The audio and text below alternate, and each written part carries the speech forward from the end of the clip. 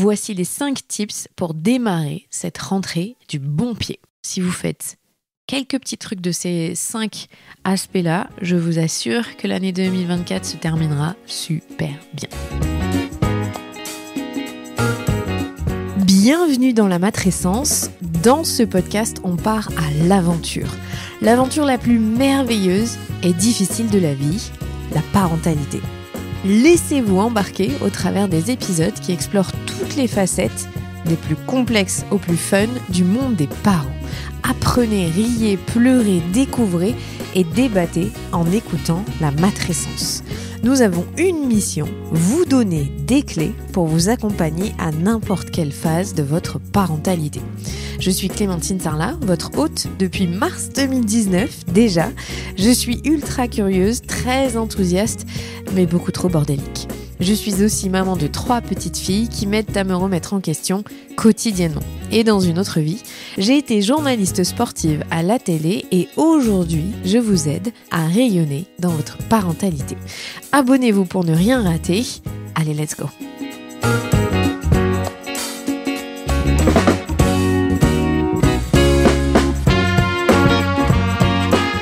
Aujourd'hui, on va parler de ce mois de septembre qui donne la patate.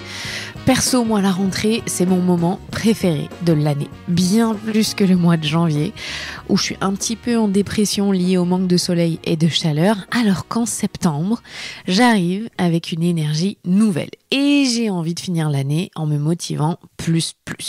Et si vous êtes comme moi, alors vous allez vous régaler avec cet épisode. D'ailleurs, on vous a préparé un super guide avec plein de ressources pour vous relancer dans cette fin 2024. Je sais que certains et certaines d'entre vous ont besoin d'un support papier pour pouvoir écrire et noter et se donner beaucoup plus de motivation de cette manière. Donc n'hésitez pas à le télécharger dans les liens de cet épisode ou sinon sur les réseaux sociaux ou sur notre site www.lamatrescence.fr dans les ressources gratuites. Vous pouvez télécharger tous les guides qu'on vous a déjà préparés. Alors c'est parti, voici les 5 tips pour démarrer cette rentrée du bon pied. La première, elle est très simple. Arrêtez de vouloir tout faire toute seule. Et je parle surtout aux femmes ici, dans cette section, dans ce premier tips, dans cette partie-là de l'épisode. On a clairement vite le sentiment que tout le monde fait mieux que nous et réussit tout. Surtout à l'ère des réseaux sociaux, et je suis la première à tomber dans le piège et peut-être même parfois à vous faire sentir de cette manière-là. Mes excuses, si c'est le cas, sachez que c'est pas du tout mon intention, parce que moi aussi, je rate plein de choses et je suis aussi imparfaite que vous. Mais la magie des réseaux sociaux parfois fait que on a l'air bien mieux derrière un écran que ce qu'on est en vrai. Donc oui, arrêtez de vouloir tout faire toute seule. Le mythe toujours très puissant de la Wonder Woman qui pèse sur les épaules des femmes, qu'on se le dise, ça mène nulle part à part à l'épuisement. On ne peut pas tout faire, c'est impossible. Nous ne sommes pas conçus pour réussir à tout combiner en ayant des enfants en bas âge qui plus est. Donc vraiment dans ce premier point, il est très simple. Lâchez-vous la grappe, vous ne pouvez pas tout faire toute seule. Alors comment est-ce qu'on peut faire pour se détacher de cette envie de tout faire et tout porter sur nos épaules ? Parce qu'il faut le dire aussi, on se met un petit peu toute seule dans la panade. Je parle de nous les femmes. Donc premièrement, quelles sont les tâches que vous pouvez déléguer ? Homme ou femme, ça n'a pas d'importance. Il y a une première chose à faire, c'est vous faites une liste de ce que vous détestez faire et vous vous demandez si vous pouvez les faire faire à une aide extérieure. Je ne sais pas s'il y a toujours une solution parce que c'est vrai, ça demande aussi parfois des moyens financiers, j'en ai conscience, mais simplement d'écrire cette liste de toutes les choses que vous détestez faire au quotidien, ça vous donnera une meilleure visibilité sur ce qui pose problème et ce sur quoi vous devez vous appuyer pour demander de l'aide ou avoir du relais. J'ai envie de vous prendre l'exemple de mes voisins basques que j'adore. Je vais les appeler Julie et Bichente, même si ce n'est pas leur vrai prénom, juste pour garder leur anonymat. Tous les deux travaillent avec des horaires de bureau. Ils n'ont pas de famille à proximité et ils n'ont pas de revenus illimités pour avoir une babysitter de manière générale, ou de manière régulière en tout cas.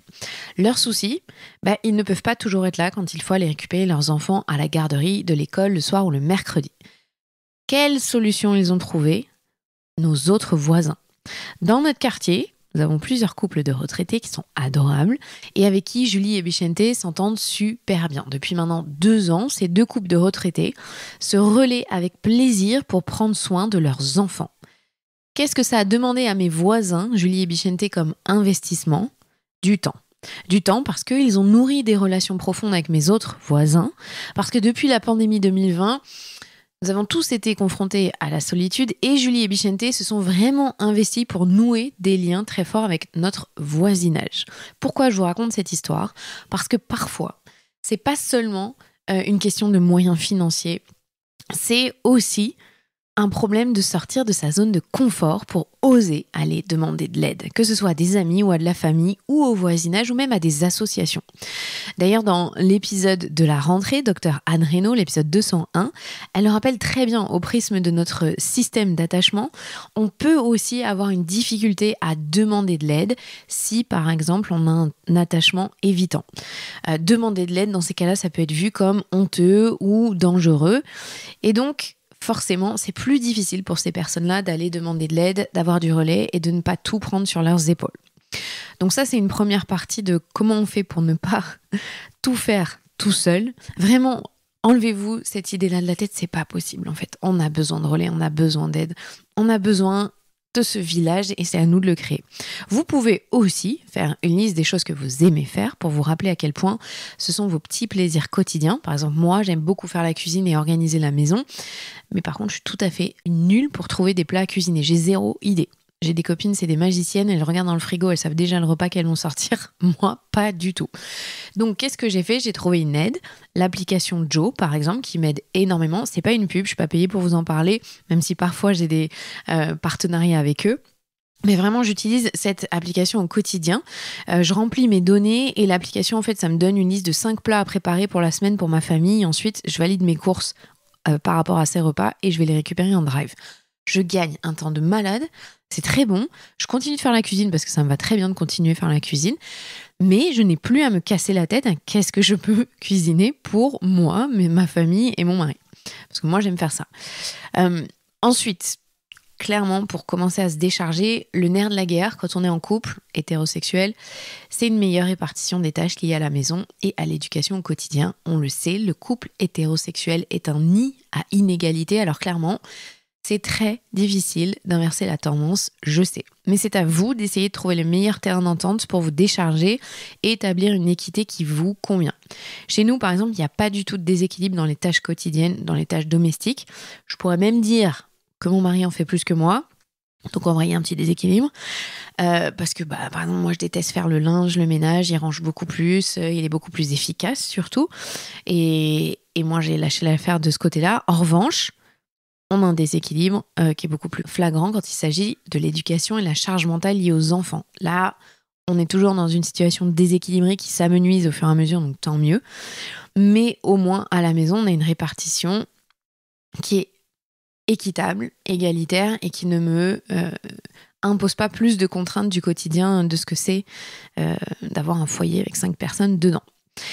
On a aussi en toute transparence 1 heure d'aide ménagère chaque semaine. Non, pas 1 heure, pas du tout. On a 4 heures chaque semaine, donc c'est 1 fois par semaine.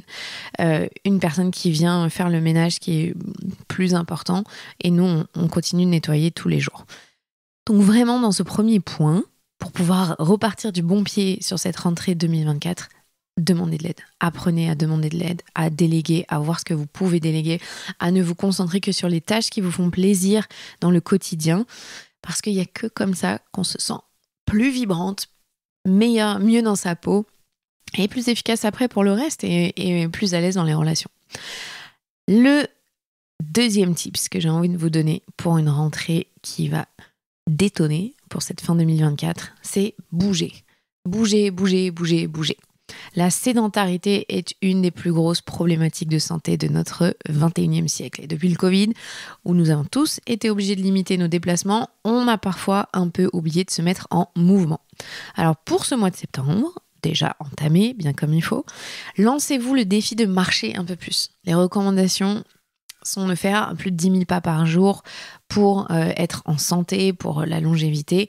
C'est pas toujours atteignable, Big up à tous les Parisiens, les Parisiennes, en tout cas ceux qui vivent dans des grandes villes qui font que marcher et qui explosent les 10 000 pas sans problème. Mais si vous êtes comme moi, que vous vivez à l'extérieur d'une très grande ville et que vous marchez moins, je fais au moins du vélo, mais il faut vous imposer des temps pour marcher. Et si vous avez besoin de motivation, rejoignez notre mouvement lancé juste hier qui s'appelle 75 jours pour bouger. Il y a 2 ans, un peu plus de 2 ans, j'avais lancé 75 jours pour bouger quand je sortais de mon 3e postpartum et que vraiment j'étais devenue très sédentaire. J'avais du poids en trop, je me sentais mal dans mon corps et j'avais envie de reprendre en douceur. Donc pourquoi 75 jours ? Ça fait 2 mois et demi. En 75 jours, vraiment on intègre des nouvelles habitudes sur le long terme. Donc on va être ensemble pour bouger 1 fois par jour. Et ça peut prendre toutes les formes. Voilà, pourquoi bouger ? C'est important, que ce soit sortir votre chien, que ce soit amener vos enfants à vélo ou à pied à l'école, que ce soit sortir du métro, une station plus tôt ou du tramway, vous inscrire à une plateforme en ligne de sport. Personnellement, j'adore Studio Témé qui a des séances très courtes de 20 minutes. Ou de vous inscrire à un premier cours de sport. Allez-y, foncez. 75 jours pour bouger, ça peut vous aider à vraiment sortir de la sédentarité. Ça sert à rien de tout de suite s'imposer un rythme de fou et de se mettre des trop gros défis, des petits pas au quotidien, c'est déjà énorme. Juste vraiment de modifier votre façon d'imaginer comment vous allez bouger dans la journée, c'est super important. Donc on va s'entraider pendant toute cette phase des 75 jours pour bouger. Je vais poster régulièrement, vous mettre des petits défis. Donc si vous voulez vous joindre à nous, n'hésitez pas, il n'est pas trop tard du tout, peu importe à quel moment vous écoutez cet épisode. Vous méritez de prendre soin de votre corps et de votre santé mentale, c'est bien au-delà de l'aspect physique, vraiment c'est pas ça l'enjeu, c'est surtout pour le long terme et votre santé. Pourquoi le mois de septembre ? Pourquoi maintenant ? Parce que c'est idéal pour démarrer, il fait encore beau. Pas d'excuses sur la difficulté à sortir de chez nous parce qu'il fait froid. Toutes les associations, les activités reprennent un rythme normal en ce moment. Vous pouvez vous inscrire, faire un cours d'essai gratuit. C'est le bon moment. À vous de trouver une place dans votre planning pour bouger un petit peu plus chaque jour et de retrouver un rythme qui peut vous faire du bien. Si vous êtes déjà hyper sportif ou sportive, challengez-vous cette année. Cette fin d'année. Inscrivez-vous à ce cours ou à cette course qui vous fait rêver mais vous avez peur. Sortez de votre zone de confort ou même à ce défi qui vous fait envie. Si vous avez déjà un bon niveau, vous êtes déjà sorti de la sédentarité et vous êtes à l'aise avec le sport et le mouvement que vous faites, allez plus loin. Allez dans un truc fun, un truc incroyable qui va vous faire vibrer et qui va vous donner un objectif à long terme. Troisième chose, après donc avoir arrêté de vouloir tout faire toute seule ou tout seul et de vous être mis à bouger, c'est de poser votre téléphone quand vous êtes à la maison. Donc là, on est beaucoup plus sur un aspect familial. Et ce 3e point, il est aussi pour moi. C'est un gros reminder que j'essaie de m'appliquer le plus possible. J'ai beau avoir coupé 6 semaines cet été avec les réseaux sociaux comme je l'avais fait l'année dernière. Je vais être très honnête, je me suis fait happer directement quand j'ai réinstallé l'application d'Instagram notamment. C'était vraiment flagrant. Du jour au lendemain, je me suis retrouvée à scroller et à avoir mon téléphone dans la main beaucoup plus, alors que tout l'été, il était posé, j'étais tranquille. À part pour lire les journaux, j'avais pas cette envie d'être sur mon téléphone et bim, une fois que les réseaux sociaux et que la routine du quotidien reprend, je me fais avoir comme tout le monde. D'ailleurs, si ça vous intéresse, vous pouvez écouter l'épisode 136 pour comprendre pourquoi j'avais déjà fait cette démarche l'été dernier et que j'ai continué cet été. J'explique à quel point ça fait du bien à la vie de famille parce que notre plus grande ressource avec notre enfant, c'est notre disponibilité. Nos enfants ont besoin que leurs besoins primaires soient comblés, évidemment, mais pour assurer leur sécurité affective, nous devons leur donner de notre temps et de qualité. Je sais, ça paraît super logique ce que je vous dis, mais la réalité, c'est qu'on se perd vite sur notre téléphone. Alors, petit challenge pour vous, encore un, sur ces 5 points. Tentez de mettre des limites avec votre utilisation du téléphone. Posez-vous la question, quelles règles vous pouvez instaurer ? Comment est-ce que vous pouvez faire pour le laisser le week-end, par exemple ? Ou le soir, quand vous rentrez du travail, comment est-ce que vous pouvez établir des règles familiales autour de l'utilisation du téléphone ? Pas de téléphone à table, pas de téléphone quand les enfants rentrent de l'école, pas de téléphone au coucher. Peu importe ce que c'est la règle dans votre famille, comment est-ce que vous pouvez amener un temps plus calme sans avoir cette attraction, cette distraction qui fait de la peine à nos enfants, en fait, parce qu'ils sont en compétition face à un écran et malheureusement, ils peuvent pas gagner parce que la machine à dopamine, elle est plus forte. D'ailleurs, il y a des solutions efficaces qui existent, et notamment une qui pourrait faire partie de votre nouvelle résolution. Eh bien, ça pourrait être de renouer avec le téléphone fixe. Moi, j'y pense de plus en plus et je pense qu'en 2025, je vais sauter le pas. Parce qu'avec un téléphone fixe, premièrement, vous êtes joignable, voilà, même si votre téléphone portable est éteint, en cas de problème. Et vous n'avez pas à trimballer votre téléphone avec vous pour être joignable. Voilà, il y a ce fixe. Et aussi, ça permet d'apprendre à vos enfants à utiliser un téléphone fixe en cas d'urgence, à leur expliquer à quoi ça sert et de se sentir un tout petit peu plus serein, sans être dérangé. Enfin, vous me direz, il y a les prospecteurs qui vont venir de toute façon vous appeler, mais voilà, quelque part, ça peut être aussi une solution. L'autre astuce pour être un petit peu plus disponible et moins collé à vos téléphones, supprimez vos notifications, désinstallez-les et instaurez un temps maximum d'écran. C'est très facile à faire sur vos téléphones, sur vos smartphones. Il y a aussi des applications qui permettent de verrouiller ce type de contenu. Ça vous changera la vie, vraiment. Enlevez vos notifications et restreignez votre temps d'écran et de temps passé sur les réseaux sociaux, par exemple. C'est super efficace. Au-delà de notre relation à nos enfants, le temps, vraiment, c'est une de nos ressources la plus précieuse pour profiter de la vie. Il y a une citation que j'aime beaucoup de Warren Buffett qui dit « Ne laissez pas les autres écrire l'agenda de votre vie ». Sauf que quand on est pris dans la spirale des réseaux sociaux ou de travail, on en oublie que nous avons un pouvoir de décision sur ce qui nous arrive. Alors reprenez ce pouvoir, reprenez-le. Tenez-le fermement entre vos mains. Vous avez beaucoup plus de pouvoir que vous ne le pensez. Et ça vous fera beaucoup de bien dans votre vie familiale, croyez-moi. Je suis bien plus calme avec mes enfants quand je n'ai pas les réseaux sociaux à proximité ou mon téléphone. Et mes filles aussi le sentent que je suis disponible pour elles. Et elles ont envie, du coup, d'être un peu plus apaisées avec moi et moins à demander au porte-avions que je suis de les regarder de manière un petit peu agitée. Donc ça, c'était le 3e point. Apprenez à poser votre téléphone quand vous êtes à la maison. Voilà, c'est très important. 4e point, pour repartir du bon pied dans cette fin d'année 2024, apprenez à dire non. Est-ce que pour vous aussi, c'est chaud de savoir dire non ? Bon, moi, je comprends très bien parce que j'ai toujours été celle qui pense que dire non, ça signifie perdre l'amour ou l'appréciation des gens en face. Donc, j'étais people pleaser, comme on dit en anglais, à 100%. Celle qui veut faire plaisir tout le temps, qui veut dire oui. J'ai beaucoup de mal dans certaines situations très précises à dire ce que je ressentais vraiment qui m'aurait fait du bien. Mais en fait, c'est pas l'amour des gens qu'on perd quand on fait que dire oui, oui, oui. C'est de soi dont on perd l'amour. Parce que justement, on se perd à vouloir faire plaisir sans cesse. Oui, dire non, ça fait peur. Effectivement, on a la sensation que les autres en face vont être déçus, qu'on va peut-être les perdre. Alors, si vous avez un attachement distant, vous ne comprenez pas ce que je dis, parce que pour vous, c'est très normal de mettre des barrières.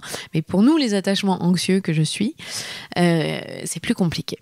Donc, dire non, refuser, prioriser, c'est un droit et un respect que l'on se doit à soi-même. Pourquoi est-ce que c'est important dans notre parentalité ? Parce que c'est notre porte d'entrée aussi pour arriver à poser un cadre efficace. Dire non et recevoir la déception, la colère, voire la crise de notre enfant, c'est pas toujours facile. Et parfois, on se dit, c'est plus simple de dire oui. Comme ça, on n'a pas à gérer les émotions en face de nous.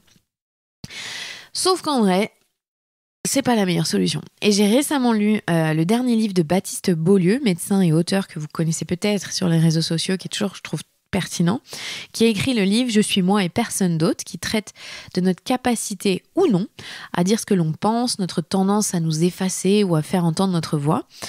Et ce livre, à la base, il est fait pour les enfants. C'est vraiment destiné à être lu par nos enfants, écrit comme un conte. Moi, je l'ai trouvé très émouvant et très percutant. Ma fille de 7 ans, je vous donne des petits exemples, à qui je demande parfois de prendre en charge ses sœurs quand ça m'aiderait, pour être très clair, me répond régulièrement qu'elle n'a pas envie de le faire parce que ça lui fait peur d'être responsable d'elle. Eh bien, même si ça me saoule, parce que soyons honnêtes, ça m'aurait bien dépanné, je respecte le fait qu'elle valorise son ressenti et qu'elle ose l'exprimer. Alors parfois je lui dis ok, ça m'aurait bien aidé, mais j'avoue, je comprends, tu n'es pas leur mère, c'est aussi à moi de trouver une autre solution. Merci de me l'avoir partagé. Et parfois elle va dire oui avec grand plaisir quand elle sent de le faire. Mais je lutte contre moi-même quand elle dit non, j'ai pas envie, de lui dire ah, ça va, c'est bon, tu le fais.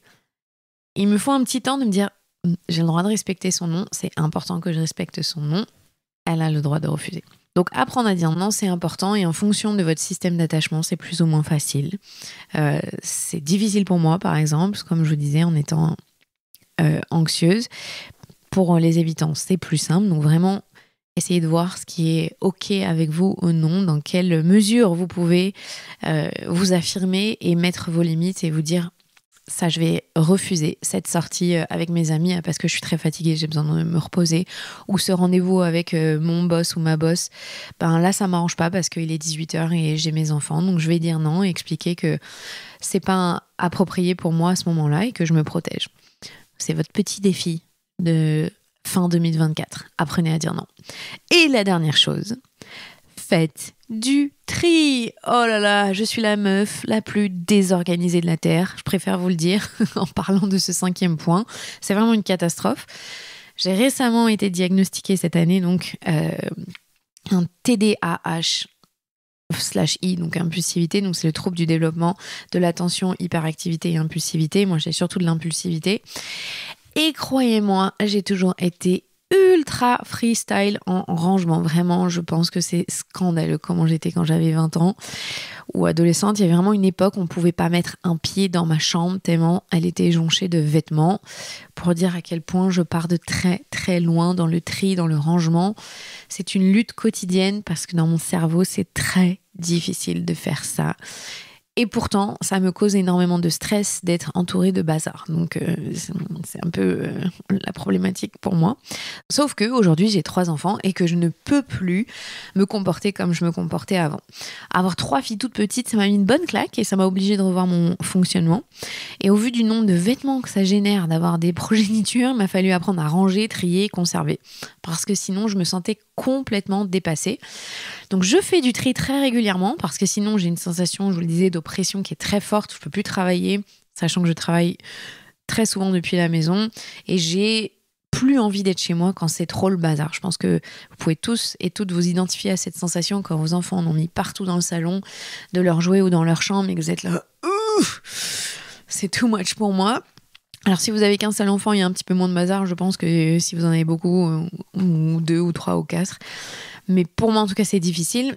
Et on parle volontiers du tri de printemps, mais en fait non.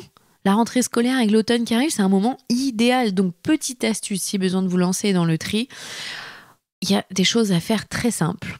Vous prenez 3 boîtes et vous en mettez une pour les choses à donner, une pour les choses à garder et une pour les choses à jeter. Sortez la meilleure Marie Kondo qui est en vous, ça va vous aider. Parce qu'en fait, avoir un environnement clean et allégé, c'est vraiment important parce que c'est un aspect primordial de votre santé mentale et de votre productivité, quelle qu'elle soit. Que ce soit d'être productif pour le travail, à la maison, on s'en fiche, mais en tout cas, ça va vous relancer, vous remettre dans une marche avant. Et j'ai envie de vous donner une petite citation de Peter Walsh, que vous connaissez sûrement pas, mais qui est en gros le Marie Kondo américain. Il dit quelque chose de très intéressant. Le désordre, c'est pas seulement ce qui traîne par terre, c'est tout ce qui se met entre vous et la vie que vous avez envie de vivre. Je trouve que c'est assez puissant comme phrase. Parce que sortir du désordre, ça permet entre autres d'améliorer votre humeur et votre bien-être, affiner votre concentration et soulager votre anxiété. Donc je pense que c'est primordial de faire du tri et de faire du tri non seulement physiquement mais aussi dans votre tête. Mais déjà si on commence à le faire physiquement dans un espace qui est la maison par exemple, ça va faire baisser toute votre anxiété qui peut être liée à la rentrée. Donc on fait le tri dans quoi ? Dans les jouets. Allez-y, premier défi, et dans les vêtements trop petits. Rien que dans ces 2 domaines, vous vous sentirez bien plus serein et sereine. Pour aller plus loin, si vous avez envie de comprendre la magie du minimalisme ou du rangement, il y a une série documentaire que j'avais adorée qui s'appelle Les Minimalistes, pour comprendre les bienfaits non exhaustifs de vivre avec moins. Alors évidemment, c'est à l'américaine, là-bas tout est démesuré, ils ont une consommation qui n'est pas comparable à ce que nous, on peut avoir en France, encore que parfois.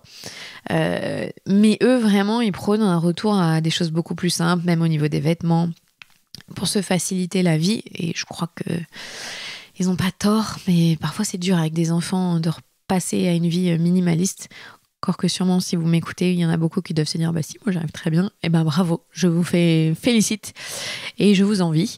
Mais chez nous, c'est encore difficile. On trie à chaque fin d'année scolaire, à chaque rentrée scolaire, on trie l'hiver aussi.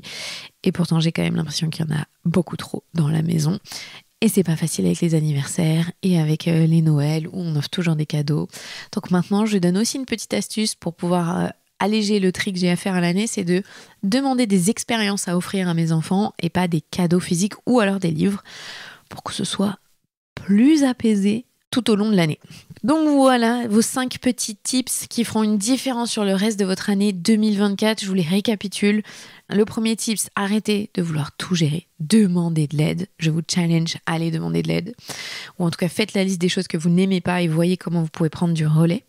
Deuxième chose, bougez et challengez-vous. Joignez-vous à nous pour le 75 jours pour bouger. Troisième point, éloignez-vous de votre téléphone. Posez-les quand vous êtes en famille pour avoir des temps précieux et de qualité. Donc, petit challenge pour vous aussi. Comment est-ce que vous pouvez réussir à poser ces téléphones? Quatrième chose, apprenez à dire non. Mettez des limites. Dites stop. Priorisez votre santé, votre bien-être. Oui, parfois, ça veut dire non à des amis.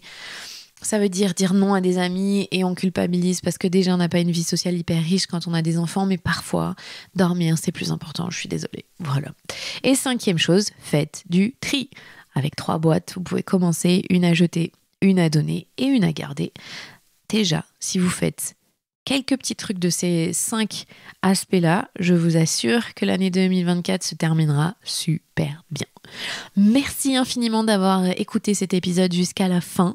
Je l'ai enregistré en direct de Minneapolis, où je suis en ce moment aux États-Unis. Donc Minneapolis, c'est là où j'ai été quand j'avais 17-18 ans. J'ai fait ma terminale là-bas. J'étais exchange student, donc j'étais en échange au lycée et je suis dans ma famille américaine et c'est un bonheur d'être ici et d'être de retour là-bas. Pourquoi je vous en parle? Juste parce que la matrescence n'existerait pas sans mon année à Minneapolis. Jamais de ma vie, j'aurais eu accès à toutes les informations auxquelles j'ai accès parce que je parle couramment anglais et parce que je m'informe de tout ce qui se passe ici. Et donc les États-Unis ont eu une grosse influence sur ma parentalité. J'en ai déjà parlé dans un épisode. Et pour terminer, n'oubliez pas de télécharger le workbook qu'on vous a préparé, cette ressource gratuite qui est disponible pour vous, qui reprend les 5 points dont je vous ai parlé dans cet épisode et qui vous permet de noter des choses, de commencer à avoir des réflexions, que ce soit vous seul ou en couple ou avec vos enfants aussi, parce que parfois on peut ensemble réfléchir à tout ce qu'on peut faire en fin d'année. Eh bien, allez-y. Le lien est dans les notes de l'épisode ou sur le site www.lamatrescence.fr. Mais merci d'avoir écouté. Prenez soin de vous. Je le dis avec grande sincérité. Et on se retrouve vendredi pour un nouvel épisode. Vous venez d'écouter un nouvel épisode de La Matrescence. Merci infiniment pour votre soutien. Si vous voulez découvrir de nouvelles pépites, n'hésitez pas à aller sur le site www.lamatrescence.fr. Vous pouvez également vous abonner à la newsletter qui sort tous les vendredis. Rendez-vous également sur le site pour pouvoir vous inscrire. Ensuite, vous devez vous abonner sur votre plateforme d'écoute pour pouvoir recevoir les notifications. C'est ce qui fait grandir ce podcast. Merci infiniment et continuez de partager ce savoir autour de vous. Je sais que c'est comme ça que beaucoup des auditrices et des auditeurs ont découvert ce podcast. Alors un grand merci. Prenez soin de vous. À la semaine prochaine.